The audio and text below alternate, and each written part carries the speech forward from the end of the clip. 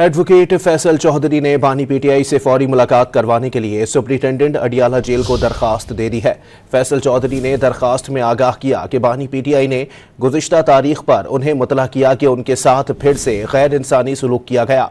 इससे पहले भी बानी पीटीआई को कौमी और बैनुल अक़वामी क़वानीन की खिलाफ वर्जी करते हुए कैद तन्हाई में रखा गया। उन्हें बानी पीटीआई की खैरियत के हवाले से शदीद तशवीश है, इसलिए उनकी बानी पीटीआई से फौरी मुलाकात कराई जाए। उधर पीटीआई के जनरल सेक्रेटरी सलमान अकरम राजा ने भी बानी पीटीआई से मुलाकात के लिए जेल हुकाम से राबता किया है, ताहम सलमान अकरम राजा को मुलाकात की इजाज़त नहीं मिली। इससे पहले भी बानी पीटीआई को कौमी और बैनुल अक़वामी क़वानीन की खिलाफ वर्जी करते हुए कैद तन्हाई में रखा गया। उन्हें बानी पीटीआई की खैरियत के हवाले से शदीद तशवीश है, इसलिए उनकी बानी पीटीआई से फौरी मुलाकात कराई जाए। उधर पीटीआई के जनरल सेक्रेटरी सलमान अकरम राजा ने भी बानी पीटीआई से मुलाकात के लिए जेल हुकाम से राबता किया है, ताहम सलमान अकरम राजा को मुलाकात की इजाज़त नहीं मिली।